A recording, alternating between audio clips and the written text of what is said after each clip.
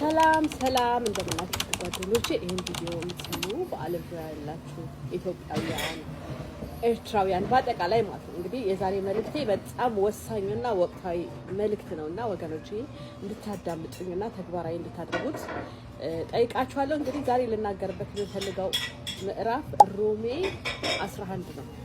እንግዲህ ሮሜ 11 ምንድነው ሐዋርያው ጳውሎስ ያለው? ፍራ እንጂ የትዕቢትን ነገር አታድርግ ብሎ ለሮሜ ሰዎች መልስ ሰጥቷል።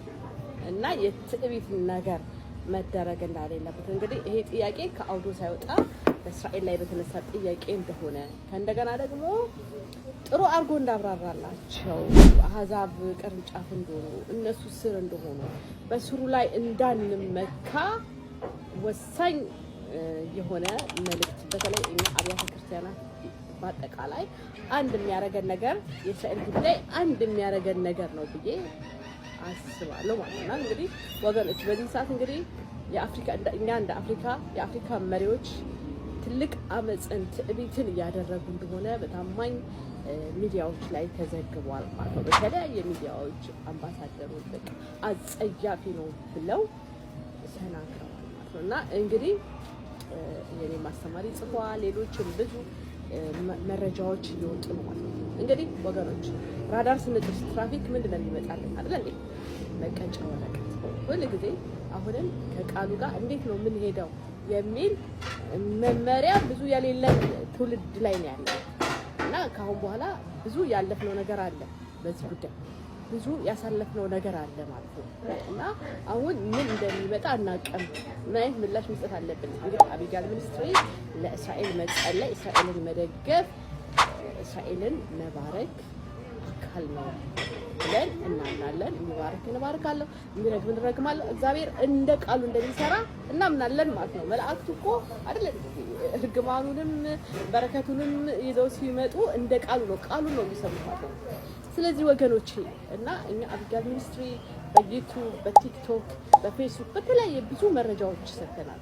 ብዙ ጊዜ ጠንካራ ልቦችን አላገኘንም፣ ግን ጠንካራ ግሩፖች ደግሞ አለን። ኤቭሪዴይ የምንጸልይ ለዓለም አቀፍ ለሀገር አቀፍ ደግሞ በጽናት ለኢየሩሳሌም በየጊዜውም የምንጸልይ ግሩፖች አሉን እና በዚህ ምክንያት አብራችሁን ልትጸልዩ የምትፈልጉ በፌስቡክ በተለያየ ድህረ ገጾች ኮንታክት ልታደርጉ ከእንደገና ጥሪ ያቀርባለሁ። ከእንደገና በያለንበት እንደ ቤተ ክርስቲያን፣ እንደ ማህበረሰብ፣ እንደ ግሩፕ፣ በግል ሰላም ለኢየሩሳሌም ይህ የጸሎት ጥሪ ከሰማይና ከእግዚአብሔር እንደመጣለን አምነን እኛ ምላሽ እንድንሰጥ መንግስታት ቢቃወሙ ማንም ቢቃወሙ እኛ ግን አማኞች ጣልቃ እንድንገባ እንደ አብርሃም ጣልቃ ገብተን እንድንማልድ ጥሪ አቀርብላችኋለሁ ማለት ነው። ምንድነው አንዳንዴ በተለይ ስለ ነጻነት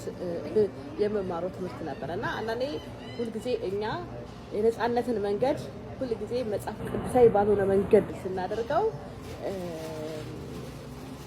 አመጽ ውስጥ እንገባለን ከእንደገና ማለት ነው። ለምሳሌ እንደምናየው አሁን መንግስት ለመቀየር ሰዎች ወደ ጦር ሜዳ ሄደው ራሳቸውን ህይወት ይሰዋል። ይሄ እንግዲህ መጽሐፍ ቅዱስ ቀጥታ አመጽ ነው። እኛ ቀጥታ ከእግዚአብሔር ጋር ብንገናኝ የሚያወርድም የሚሰቅልም እግዚአብሔር እንደሆነ መጽሐፍ ቅዱስ አሳይቶናል ማለት እና ወገኖች እኛንም ማህበረሰባችንን ጊዜውንም ማዳን ሁሉ ነገር በእጃችንና በቃሉ ያለው እና እግዚአብሔር ረድቶን በተለይ በዚህ በኢየሩሳሌም ግሩፕ ላይ ኢትዮጵያንን በዚህ ለማሳተፍ ብዙ ጥረት እያደረገ ነው እና እንድትተባበሩ እና አብረን ይሄንን በረከት ተካፋዮች እንድንሆን ጥሪ አቀርባለሁ። መጽሐፍ ቅዱስ ሰላም ለኢየሩሳሌም ለምኑ ለሚወዱ ልማትም ሰላምም አለው ነው የሚለው። ሰላምንም ልማትም ለመቀበል እዚህ በረከት ውስጥ መግባት አለብን ማለት ነው እና እኔ በጣም የሚገርመኝ አንድ እርፍ መጽሐፍ እየጻፈ ሰውዬ ስለዚህ ቅርንጫፉ ሲናገር ሩትን እንደ ቅርንጫፉ አድርጎ የእግዚአብሔር ቡቃያ ይላታል እና እኛ እንደ ቡቃያ በቃ ለእግዚአብሔር መልካም ነገር ፈቃዱን የምናስፈጽምለት መሆን አለብን። እዛ በረከት ውስጥ የገባ ነው ለመባረክ እንጂ ለመርገም አይደለም።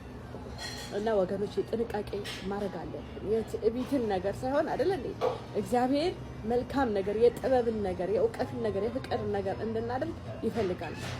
እና እና በዚህ ኮንታክት አድርጉን።